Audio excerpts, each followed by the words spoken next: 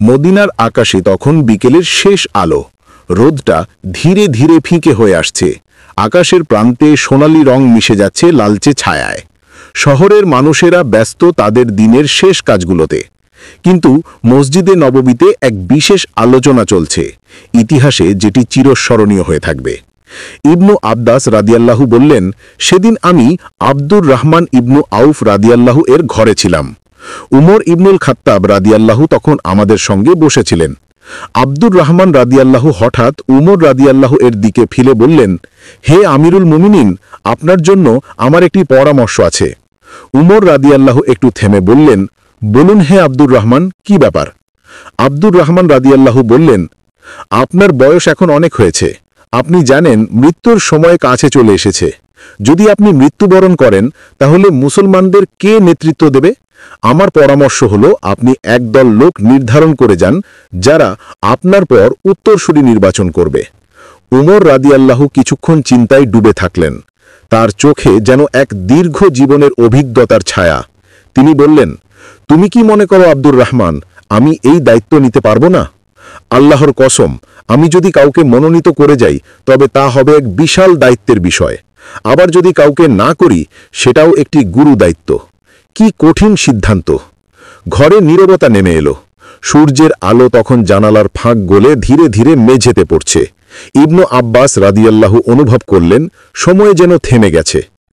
এরপর উমর রাদিয়াল্লাহু ধীরে ধীরে বললেন, ইনশাআল্লাহ, আমি এমন কিছু করব না যাতে মুসলমানরা বিপদে পড়ে। আমি এমন একটি পথ নির্ধারণ করে যাব যাতে তারা হিদায়েতের ওপর অটল থাকে।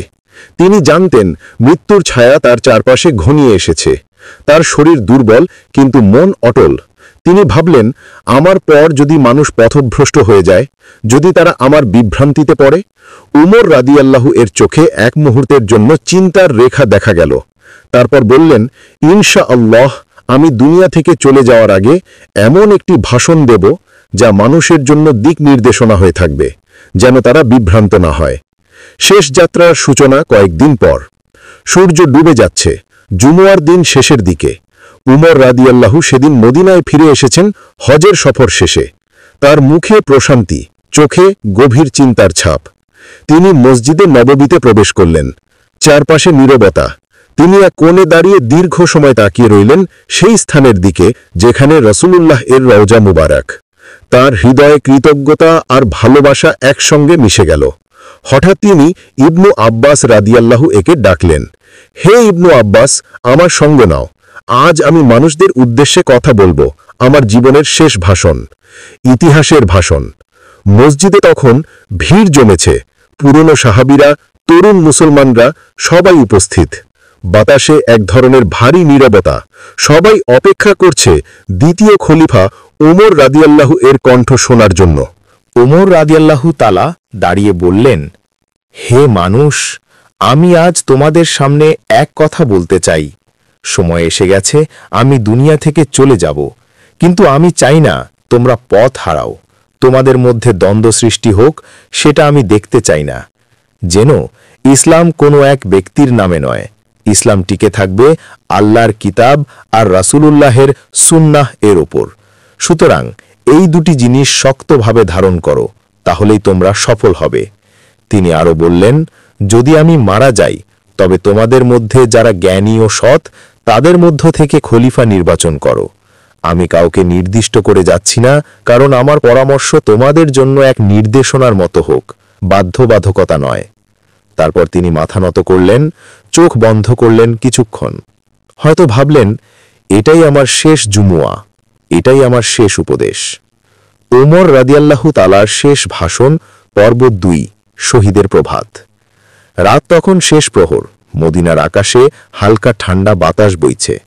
মসজিদে নববীর পাশে উমর ইবনুল খাত্তাব রাদিয়াল্লাহু তাআলা কিছুক্ষণ ধরে ঘুমাতে পারছিলেন না। চোখ বুঝলেই যেন ভেসে ওঠে তার জীবনের দৃশ্যগুলো, যুদ্ধের ময়দান, রাসূলুল্লাহের পাশে থাকা মুহূর্তগুলো, ইসলাম প্রতিষ্ঠার সংগ্রাম। হঠাৎ তিনি উঠে বসলেন। পাশে ছিল তার ছেলে আব্দুল্লাহ ইবনে উমর রাদিয়াল্লাহু তাআলা। তিনি বললেন, বাবা, রাত গভীর, আপনি বিশ্রাম নিন। উমর রাদিয়াল্লাহু তাআলা হালকা হাসলেন। আমার আত্মা এখন শান্তিতে বিশ্রাম নিতে চায়, কিন্তু শরীর তা মানছে না। মনে হচ্ছে কোনো এক বড় সময় ঘনিয়ে এসেছে। তারপর তিনি অজু করে নিলেন। সূর্য তখনও ওঠেনি, আকাশে ফজরের আলো মৃদু হয়ে ঝরাচ্ছে। তিনি বেরিয়ে গেলেন মসজিদে নববীর দিকে। প্রতিদিনের মতো আজও তিনি নিজ হাতে মানুষকে নামাজে দাঁড় করাবেন। ভোরের মসজিদে ফজরের নামাজের জন্য মসজিদ ভর্তি হয়ে গেছে। প্রথম কাতারে দাঁড়ানো লোকদের মুখে নীরবতা, কেবল কুরআন তেলাওয়াতের সুর বাতাসে মিলিয়ে যাচ্ছে। উমর রাদিয়াল্লাহু তাআলা মিহরাবে দাঁড়ালেন। কণ্ঠে ডাকে বললেন, সাউ সুফুফাকুম, তোমাদের কাঁধ ঠিক করো। সবাই সোজা হয়ে দাঁড়ালো। ঠিক সেই মুহূর্তে পেছন থেকে এক অন্ধকার ছায়া এগিয়ে এলো।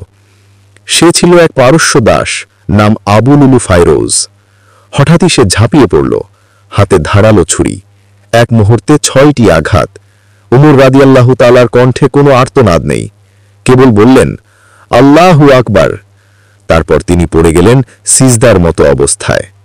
মসজিদে চিৎকার শুরু হলো। লোকেরা হামলাকারীকে ধরে ফেলল, কিন্তু সে নিজেই আত্মহত্যা করল। ওমর রাদিয়াল্লাহু তাআলাকে তুলে আনা হলো তার ঘরে। তার মুখে রক্ত, কিন্তু চোখে অদ্ভুত প্রশান্তি। তারা বললেন, হ্যাঁ, হে আমিরুল মুমিনিন। উমার আররা চোখ বন্ধ করে বললেন, আলহামদুলিল্লাহ, যে ব্যক্তি নামাজ ত্যাগ করে না সে ইসলামের সঠিক পথে আছে।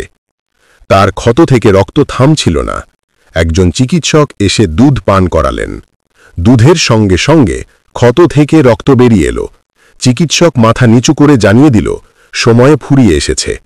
উমাররা শান্তভাবে বললেন, আলহামদুলিল্লাহ, মৃত্যু যদি শাহাদাত হয় তবে তাতে ভয় কিসে।